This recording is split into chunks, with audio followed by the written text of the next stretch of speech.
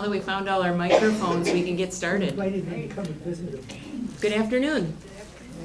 And my name's Tricia Denton, and I'm the president of the League of Women Voters, Leelanau County. The League of Women Voters is a nonpartisan political organization that encourages informed and active participation in government, works to increase understanding of major public policy issues, and influences public policy through education and advocacy. We never, ever support or oppose candidates or parties. Membership is open to men and women 16 years of age or older who subscribe to the purposes and policy of the League. The Leelanau League currently has 184 members, of which 35% are men. More information on the League may be found at lwvleelanau.org. Annual dues are $5 for students of any kind, $60 a year for non-student individuals, or $90 for a household membership. That's for 2 people at the same address. Dues assistance is available. Membership applications can be found online at lwvleelanau.org and also on the table in the hallway. When you join the LWVLC, you also become a member of the League of Women Voters Michigan, League of Women Voters US, and the League of Women Voters Lake Michigan region, and will receive publications and updates from each of them as well. Our next forum will be held September 5th, 2018. Please mark your calendars for the fall and join us then. Note that our board will be holding its annual board retreat on June 25th, 2018 to plan our next year's forums. What do you want to know more about? Who do you want to hear it from? Please share your suggestions with us. Following the presentation today, we will take a 5-minute break and then convene for a short but informative League member business meeting. Guests are welcome to attend. Today's forum is entitled Care for the Planet Because Your Health Depends on It. Please welcome Ann McGinnis, Energy and Natural Resources Co-Chair, to introduce today's speakers.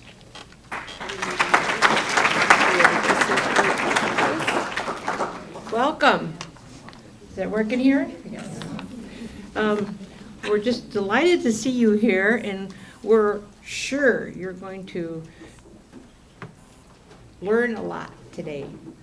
My name is Ann McGinnis, and I'm a co-chair with Doug McGinnis of the Energy and Natural Resources Committee of the League. Today we're going to be exploring a question that we've been studying. Is there a connection to your health and that of your family, friends, and community with the increasing seriousness of climate change?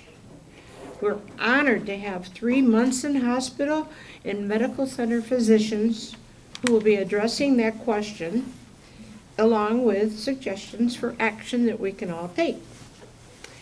Why are we doing this? Why have we asked that question? Because your health depends upon it. Our League Committee knows that forewarned is forearmed. So in other words, becoming educated on the impacts of climate change on your lives, especially one's health, will give you a heads up on the connections and what we can do about them. So whatever you want to call it, climate change, global warming, global weirding, anthropogenic climate disruption, it's all the same. The changes are already upon us. And it behooves us to consider actions that we need to take now, whether they're local, state, or country, in order to mitigate the potential catastrophic events coming down the road, especially if we do nothing. So,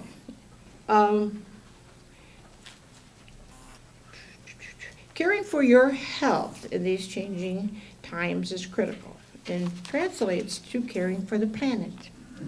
Today we are honored to be learning from Dr. Elizabeth Dalbono, Dr. Mark Cannon, and Dr. Suzanne Albrecht, who have most generously donated their time to educate all of us on this issue. Let's see, there are some cards if you would like.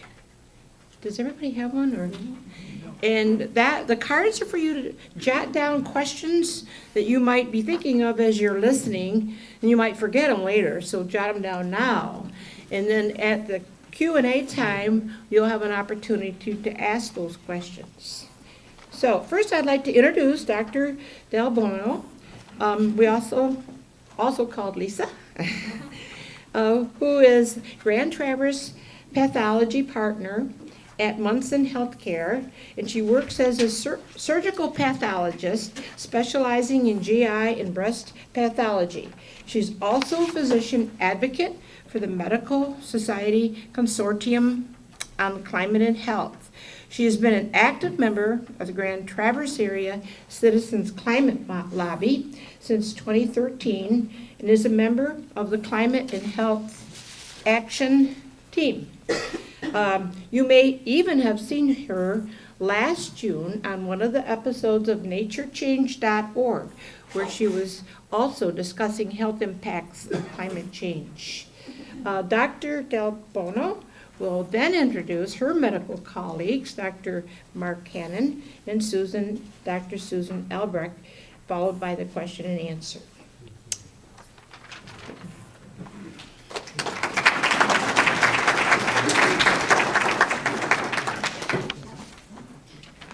Thanks so much, Ann. Is this a good volume for everybody? Are we good? You want to? Yes, okay, good. I want to start by thanking the League. You know, you guys, the work that you are doing in your nonpartisan fashion to educate the citizenry is critical to healing our democracy. And I'm deeply, deeply thankful for all you're doing. I'm thankful for you inviting us here today. We have a jam-packed full agenda. I'm going to start with a really quick overview of the problem, and then Dr. Cannon, who is an infectious disease physician who received his MD at Johns Hopkins University, after which he trained at the University of Michigan and later studied infectious disease at Cornell in New York, got his PhD at the University College of London, and then was on the faculty for several years at the University of Minnesota, where he ran a virology research lab in addition to practicing clinical infectious disease. In 2011, we were fortunate that he moved to Michigan, and he's lived in Traverse City for 3 years, and he is going to go over how infectious diseases are impacted by our changing climate. Dr. Suzanne Albrecht is with the Department of Psychiatry at the Munson Medical Center, is board certified in both psychology and neurology, a distinguished fellow of the American Psychiatric Association, and past president of the Minnesota Women's Physicians. And she will go over in more depth a look at mental health impacts. And then I will finish out talking about ways we can address climate change. And hopefully we'll have time for questions and answers.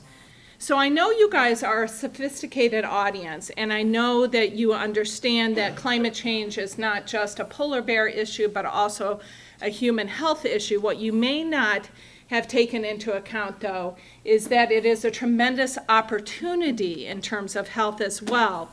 And that is because a lot of what we do for the climate is actually good for our health, both personally and publicly. You see, burning fossil fuels is a type of secondhand smoke, and it's harmful to our health even if we don't consider climate change.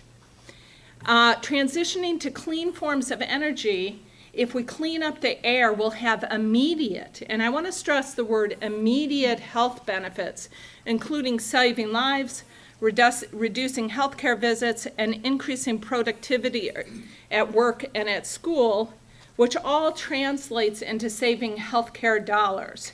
Many of these healthcare dollars can be used to offset the financial investment required to transition away from dirty fossil fuels.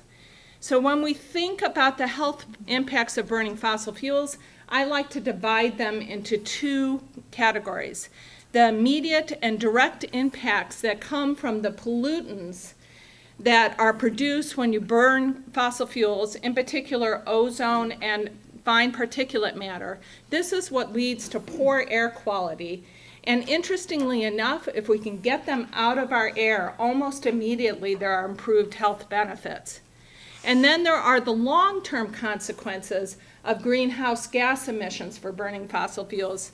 The release of increased concentrations of CO2 and methane, which are warming our climate, they will take longer time to draw down, and the consequences will be felt over a longer period of time, and that's why it's urgent to address those issues. So I'd like to start by thinking about what these pollutants are, ozone and fine particulate matter. It comes from the byproducts of the cars we drive and the industry that we have, and the power plants put out nitrous oxide and sulfoxides that combine with volatile organic compounds and produce ozone and fine particulate matter. This 2017 State of the Air report by the American Lung Association showed that 4 out of 10 U.S. citizens live in counties where the levels of these air pollutants are higher than what the EPA recommends. And the other thing when we think about ozone that we have to keep in mind is that a key component in its production, and this is ground level ozone that produces smoke, not stratospheric ozone that protects us from UV light. A key component in that is heat and sunlight. So as the climate warms, we will expect ozone levels to increase. Now, when we are breathing toxic level of ozones, it's like having a sunburn on our airways. And docs describe asthma, which is one of the consequences of burning these pollutants, as reactive airway disease. And if we think about that, if you breathe in these irritations, the muscles around your airways contract and get smaller, and it's harder to pass air into your air spaces. And that's what we hear with asthma. And if anybody has seen or heard anybody or is asthmatic, I cannot imagine what it would be like to fight for breath. It has really reached an epidemic proportion. There are 4,000 U.S. deaths due to asthma every year. If we look at fine particulate matter, these are just the dust particles that come off when you burn these fossil fuels. It combines with those same compounds that I talked about earlier, and sometimes fungus and other things. But the key thing here is that they're teeny, teeny, teeny, smaller than the cross-section of a hair, smaller than a grain of sand. And the smaller they are, the more harm they do. So if you start breathing in originally, your lungs and your airways are irritated, not good. But as they get smaller and smaller, they can permeate into cardiovascular system, the blood-brain barrier, and cause systemic illness. It's estimated that in the U.S. alone, there are 200,000 premature deaths every year due to poor air quality, 180,000 non-fatal heart attacks, 150,000 hospitalizations, and on and on. This is from the American Lung Association, which brings home the point that it can actually cause systemic disease. And there are links, correlation, not necessarily causation, that has been shown between spontaneous abortions, preterm births, low birth weights, developmental disability, basically cognitive problems in the young child, and actually in the elderly as well. Last take-home point about burning fossil fuels separate from climate change. The really cool thing with this is that if we get that out of the air, we have good consequences, benefits almost immediately. In LA, they closed a 10-mile stretch of the I-405 in 2011. The ultrafine particles came down, the air quality came down, ER visits came down. The closer those ERs were to those interstates, the more the decrease. Similar findings in Atlanta when they closed traffic because of the Olympics. So we're talking about immediate health benefits that we can realize. How much does this all cost us? It's estimated, and this is a conservative estimate, about $500 billion per year in terms of healthcare costs. According to MIT, in this study, they estimate that healthcare savings from improved air quality alone could offset the cost of carbon cutting policies by up to about 10%. So those are the immediate and direct impacts of climate change, burning fossil fuels. But now let's talk about climate change, the longer, more insidious consequences of burning fossil fuels. In 2017, 21 medical societies, professional health societies, have come together to express the fact that it's absolutely necessary to address this and to do it urgently. And these medical societies, if you look at them, include very conservative groups like the American Medical Association, the internists, the family practitioners, the pediatricians, OBGs, allergists, dermatologists, psychiatrists. It represents over 600,000 practicing clinicians. And this is a diagram from the Centers for Disease Control that outlines the different impacts that climate change can occur. We're just going to hit a couple highlights. The first one, obviously, is that things are going to get warmer, and we will see more heat waves. This is particularly difficult for people who are older, the very elderly, and the very young, particularly if you live in urban areas. In the city where there's so much concrete, things don't cool down as quickly. So what's estimated is that we will see increased deaths there. In addition, our young athletes are at risk. These are things that we can mitigate against. We can prepare for them. We can change this, make it available, air conditioning more available to many people during them. And then I want to talk very briefly about water and food supplies. We know that throughout the world it's becoming more difficult to grow food, and that's because weather is less predictable. This was a couple Sundays back at the Record Eagle. They talked about the changes that are happening right here at home. And we know that we're having earlier and earlier spring warm-ups. Usually about once in a lifetime there was a total crop loss. In 2002 and 2012, because of those early spring warm-ups, we saw 2 crop losses in a single decade. The extreme cold of 2013 and 2014 were very, very difficult on our grapevines. Our neighbor had to replant 12 acres of grapevines, the vineyard there. And that's a big, big impact. And when we have extreme weather, part of the reasons why that vineyard has to replant their vines is that the hailstorm of 2016 damaged the actual vines, not just the grapes, but the vines. And you can imagine picking fruit in warm weather after an extreme storm just doesn't go well. One last thing to think about, and this is kind of more of a global impact, is the fact with the increase in CO2 level, there is decreased nitrogen in the soil, decreased protein in our grains, and increased carbohydrates in our grains. At least that's what's projected. Last point, before we segue, is environmental degradation. I'm sure almost everybody in here had somebody who was affected by an extreme weather event last year. One of the hurricanes, one of the wildfires, etc. And we're seeing they're becoming more frequent and more intense. They have always occurred. You can never look at any one of them and say, oh, that one's due to climate change. But they've become more intense and more frequent. And if we take that and you combine that with water insecurity and food insecurity, and the fact that coastal regions are more likely to flood and essentially the sea level will rise right up to many of our urban areas, this is all going to lead to many, many displaced people, social unrest. And the Department of Defense, including James Mattis, recognizes that it's a national security risk. Climate change is a threat multiplier.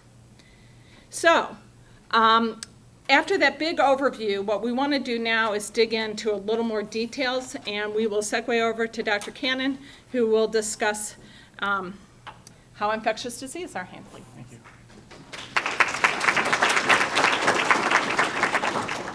Thanks, Lisa. So for the next few minutes, we'll concentrate mainly on potential effects on human infections with climate change. The Intergovernmental Panel on Climate Change has said that by the turn of the century, so really just one lifetime from now, in 80 years or so, it's almost certain that we will have higher maximum temperatures, more hot days, fewer cold days, and higher minimum temperatures. very likely that the length and intensity of warm spells will increase, which includes increased heat waves and increased precipitation. And they consider it likely that there will be increased drought in certain areas, so increased precipitation in some, drought in others, and changes again in intensity and duration of tropical storms, and an extreme increase in sea level. So the question is, how can these factors affect human infection? So a way to try to get at this question is to first look at sort of naturally occurring variables in weather patterns, outliers, things that we would expect anyway, even without climate change, see how they affect the occurrence of various infectious diseases. We could also look at what we know are early indicators of more of a long-term permanent change and see how that is changing the emergence of various infections, and then use this evidence to sort of create predictive models. And there are various ways, various mathematical models, some better than others, to do these estimates. So today we'll speak mainly about vector-borne diseases, food and waterborne diseases. We'll get into vector-borne diseases first. By that, I mean these are pathogens, viruses, bacteria, parasites that are transmitted to us through a vector, an intermediate between the reservoir and ourselves. So I'm talking vectors like mosquitoes, ticks, fleas, mites, that sort of thing. Food and waterborne illness is fairly self-explanatory. We'll get to that in a minute. So in general, increasing temperatures and changes in rainfall patterns will affect transmission of various diseases not only in time, but also geographically. So there'll be more areas at risk for certain diseases, and longer seasons of certain vectors will mean for every year, more of that year will be at risk for contracting these various infectious diseases that we'll be talking about.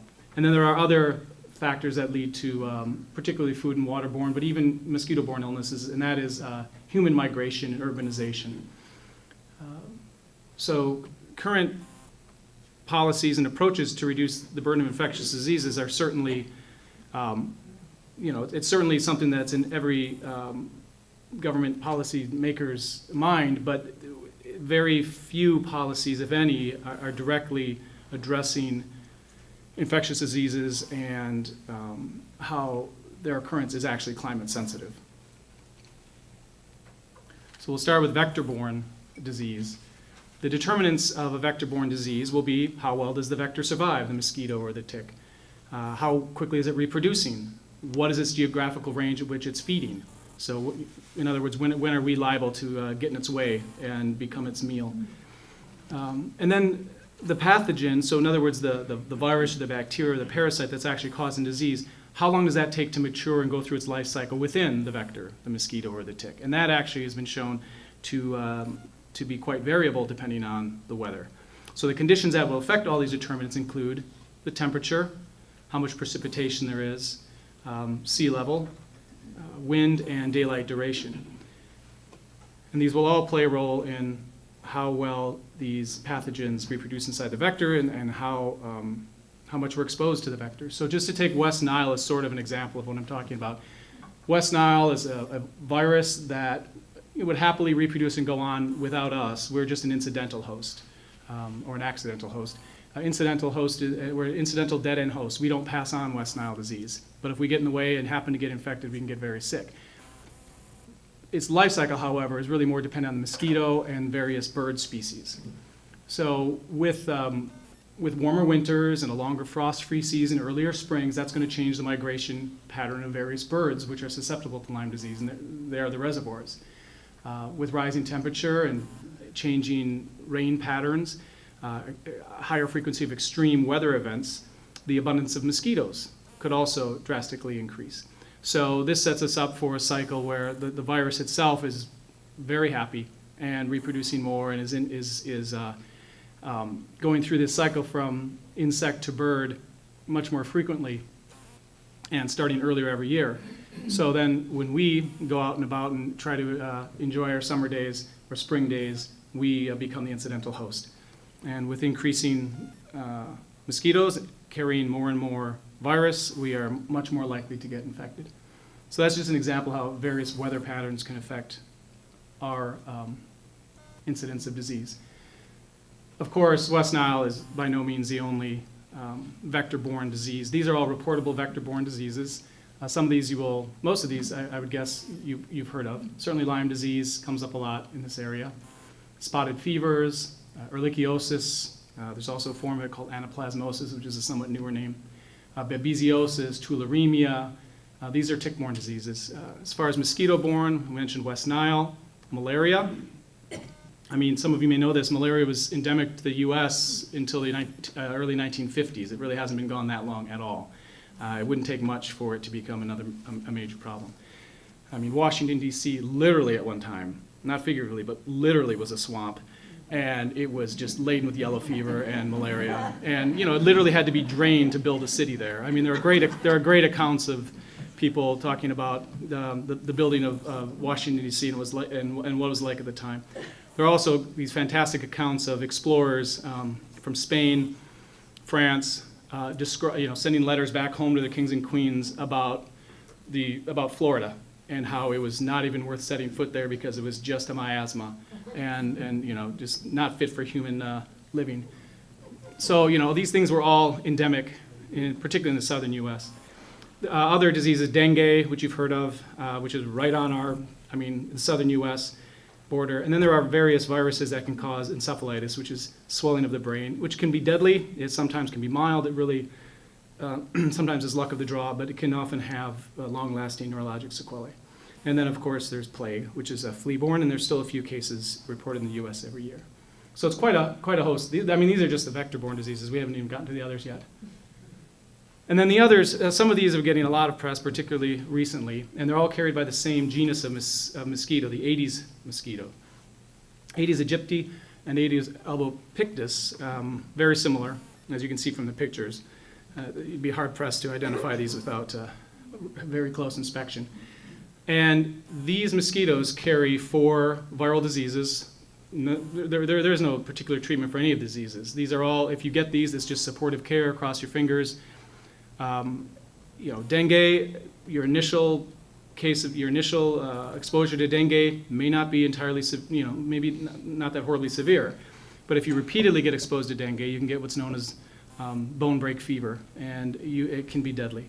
Chikungunya, there have been cases, this is coming to the news, I think it was just a couple years ago, outbreaks of chikungunya. Yellow fever, again, used to kill people regularly in North America, and building the Panama Canal was a nightmare for people working on it with regards to yellow fever. It took a lot of lives. And then Zika, of course, was all over the news last year. And as I say, these are all viral infections carried by mosquito, and there is really no particular treatment for these. In fact, vaccine-wise, yellow fever is the only one for which there's even a vaccine. These are the sort of diseases that are responsible for the horrible economic situations in a lot of tropical countries. So this is the current estimated range of these 2 mosquitoes. And as you can see, they're already well into Ohio. And it wouldn't take much more warming, slightly earlier springs, slightly different precipitation patterns for them to find a home in Michigan. And so this is what the CDC is estimating is currently the range of these mosquitoes. That's not to say all these mosquitoes are carrying all these viruses, but that just goes to show you that there's the potential vector. The vector is there to potentially transmit these diseases. And with modern agriculture, with modern travel, where people can cross the globe or cross the country in a matter of hours, our food going on trucks in a matter of hours across the country, it doesn't take much imagination to